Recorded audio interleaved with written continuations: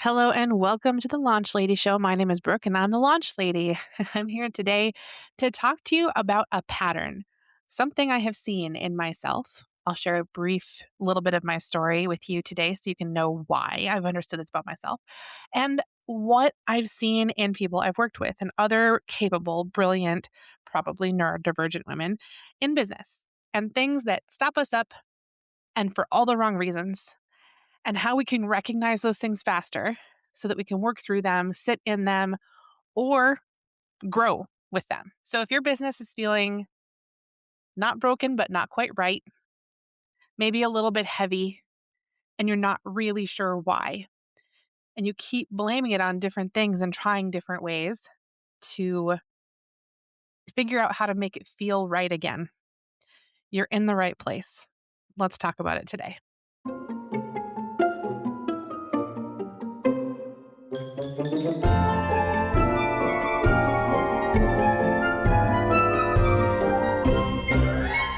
I want to start by getting something really important out of the way. If things are feeling harder than they should right now in your business, I want you to understand that this is not likely a discipline problem. It's very unlikely a mindset issue, and it's probably not motivation either. A lot of really capable, experienced, like I said, most likely neurodivergent business owners, women, assume that when things feel heavy or they don't feel very clear right now, that there's something that we're doing wrong. We think maybe we've lost our edge or that we need to push harder. We need to get ourselves back on track and figure out how we can make things feel good again. But what I see most often is actually something very different. And it took me some time to recognize it because I've gone through this cycle myself several times, and sometimes I still do. What I see is people who are actually really good at what they do. People who've built things before, people who know how to execute things, and we're feeling really confused or frustrated because the old way of doing something or deciding on something, the way we've done it before is just not hitting anymore. It's just not working. And it can feel really, really unsettling. So if you're out there listening today and thinking, why does this feel so hard? Much harder than it used to. I want you to hear me very, very clearly. Being capable and being confused at the same time is not a contradiction. It's a sign that you're probably between a couple of different phases. The issue is absolutely not your ability.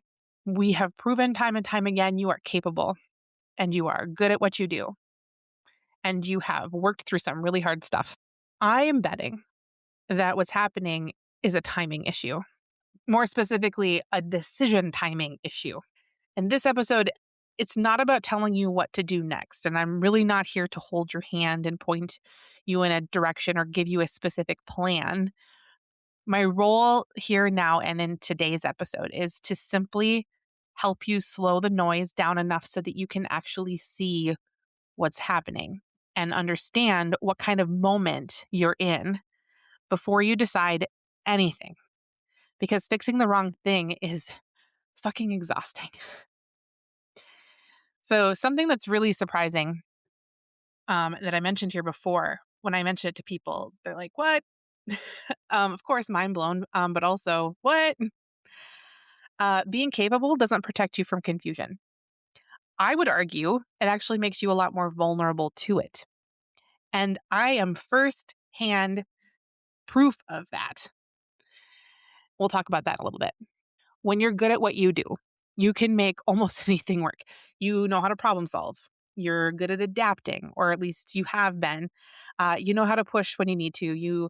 And because of that, you often are able to keep going long past the point where something has quietly stopped fitting or working properly.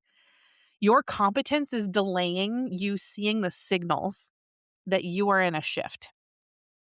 Instead of something like clearly breaking right in front of you, you're starting to feel things get heavier.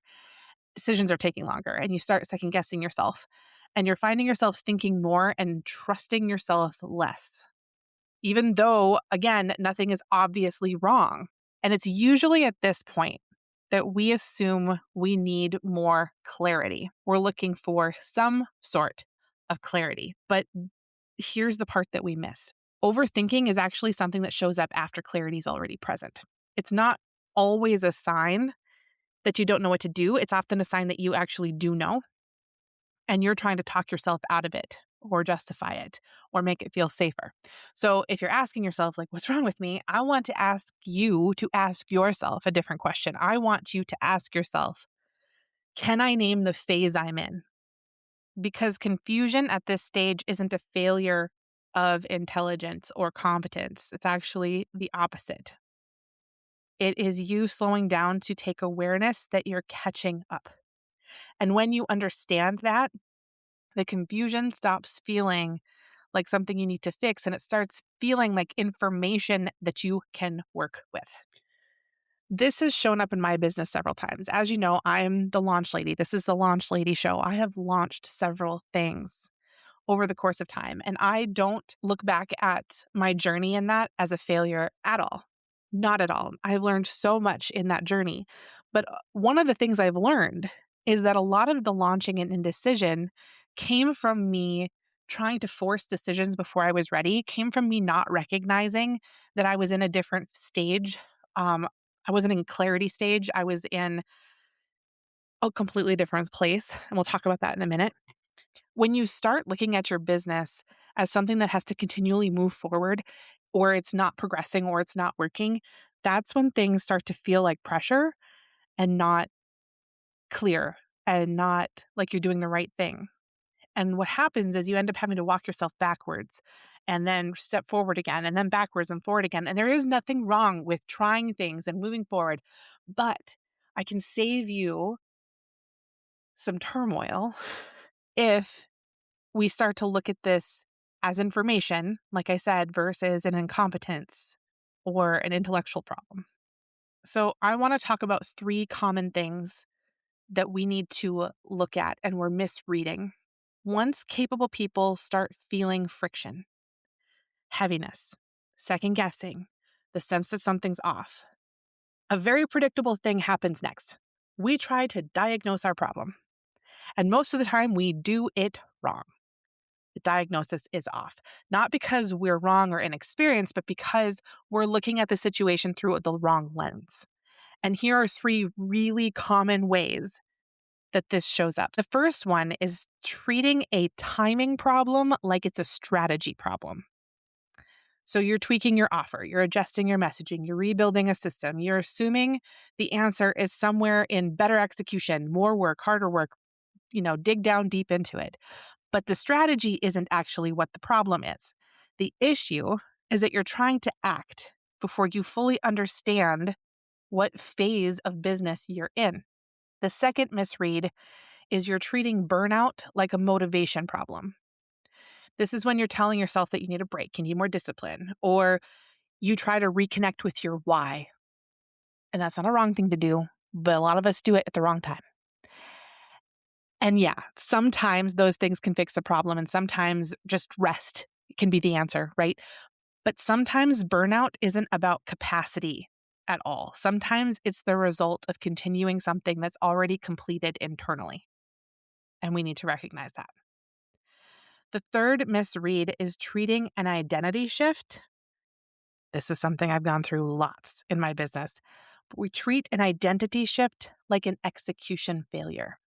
You're assuming that you're doing something wrong because what used to feel easy now does not. It feels heavy. So you're pushing harder and you're trying to get back to where you were, to feel like the person you were, and tell yourself that you should still want the same things and want to get there the same way.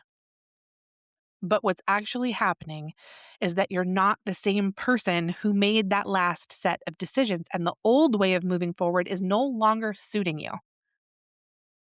None of these 3 things, if you've misread them, means that you failed. It just means that you're trying to solve the problem with the wrong tools.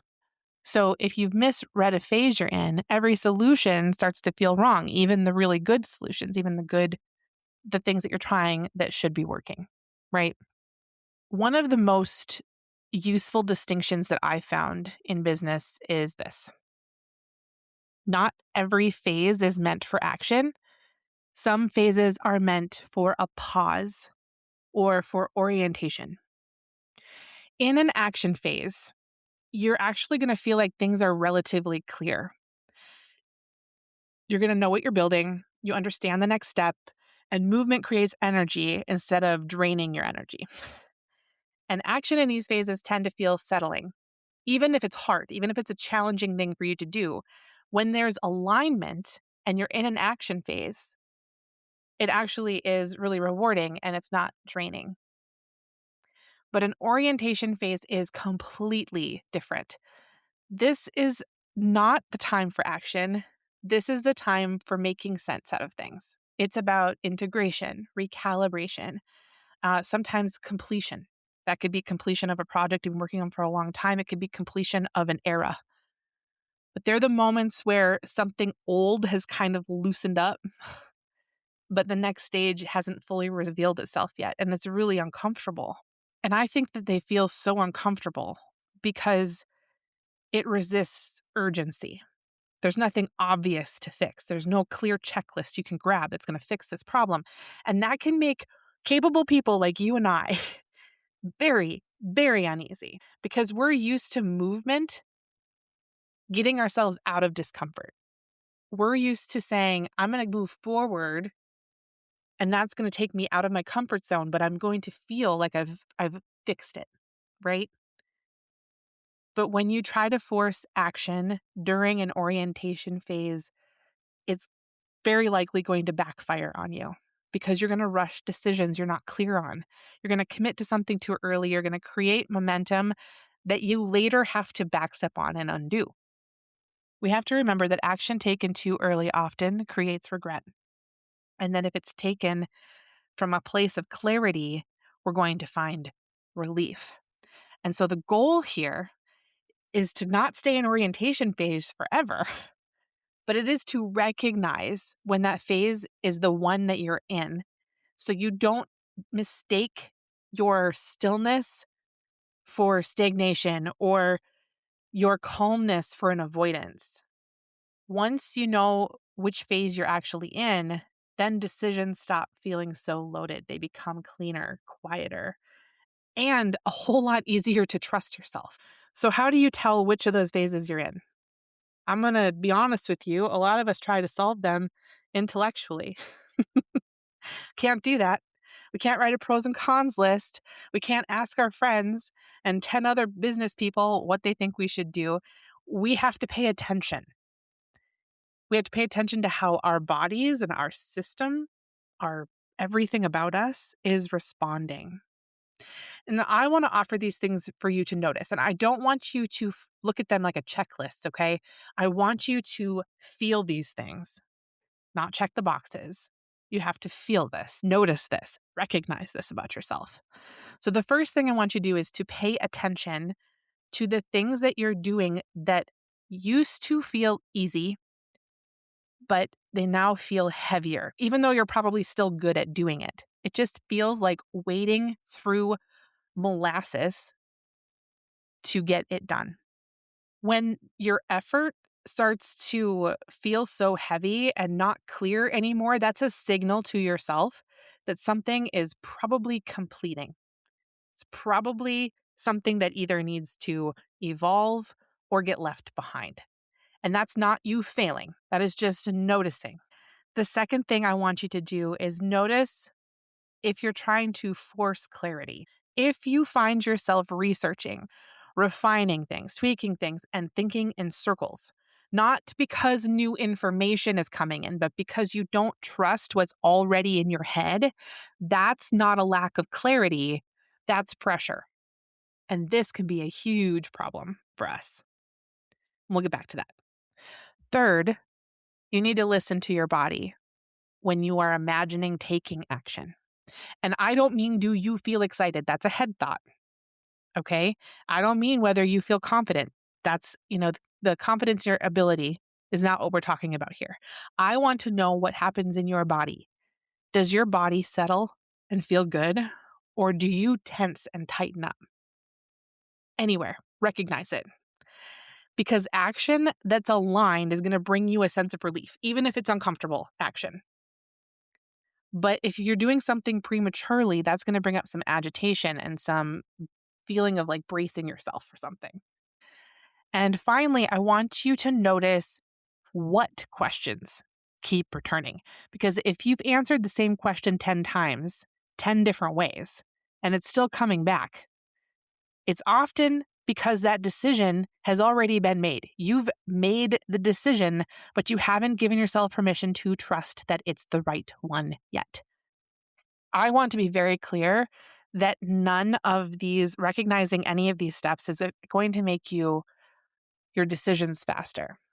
This is about recognizing whether this moment is asking for movement or pause. Because once you know that, then you can stop fighting yourself, and that can change the trajectory of everything. There's one more important piece here that I want to talk about, because sometimes action is the right thing. And we kind of talked about this in the questions above, but I want to elaborate. This work is not about waiting forever. We've got to be very clear about this because we're super, super good at overthinking and thinking that maybe that's an orientation problem. Sometimes it's not. So how do we tell the difference? We need to understand that recalibration isn't a work that's going to we need to sit and wait forever in. It's not about slowing things down for the sake of slowing things down. And it's not about avoiding movement. There is a difference. Because there is a point where thinking can actually stop being helpful. And I know we all know this. I know we've overthought everything in our lives before, right? And the cool thing is, when you're at that point where questioning isn't helpful anymore, action is the medicine. At this point, action will not activate your nervous system. It actually will settle it. And this is why it's so important to listen to your body, because this is usually when you've already done the sense making. You've turned the questions over enough times and you've understood the trade-offs. Nothing new thoughts are emerging. You're just looping and trying to bring clarity to yourself and not trusting that the answer you keep coming back to is the right answer. And at that point, more reflection doesn't bring you any clarity. It's just adding noise.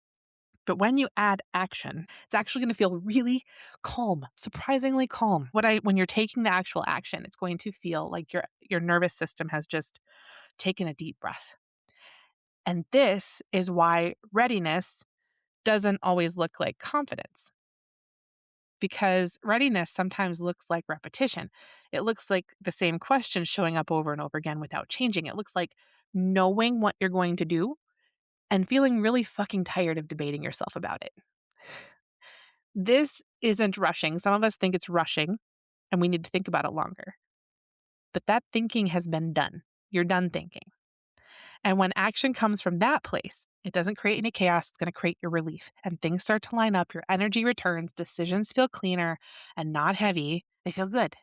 The key is that action is regulating because it's aligned with the phase you're in, not because you force yourself to move. So when you understand that distinction, you stop swinging between urgency and avoidance and urgency and avoidance and urgency and avoidance, and you start moving at a pace that actually fits you. So I want to take a minute and just pull all of that together and talk about it because it's a lot, right? It's a lot of things we have to sit with and recognize and hold space for and understand. But if there's one thing that I hope you take away from the episode, it's this. Most exhaustion isn't coming from doing too much. It's coming from doing the wrong thing for the phase that you're in. It comes from pushing when something's actually completing and you need to be slowing it down. It comes from pausing when clarity is actually already present. And it comes from trying to fix yourself instead of reading the moment accurately. Orientation phases aren't a problem that you need to solve. They're a signal to listen, and you need to slow down and do that. And action phases don't require any more confidence. They require permission for you to stop debating yourself about things that you already know. And you don't need to decide everything today. You don't need to justify your pace to anybody. And you don't need to turn uncertainty into urgency. What you can do is stop arguing with yourself. You can notice the things that are already clear. You can trust that clarity doesn't always arrive loudly. And you can let decisions come from a settled place instead of a pressured one. If this episode helped you see something differently, not what to do, but how to understand where you are, then I've done my job today. And if you find yourself realizing that this moment would benefit from being thought through with someone else, I'm here for you, babe. DM me. Let's book a clarity call. Let's sit down with this and see if we can maybe work together. Links in the show notes. But for now, my friend, take a breath. Let these things land. No, you don't have to work harder or think harder right now. You just need to move from clarity when it's time.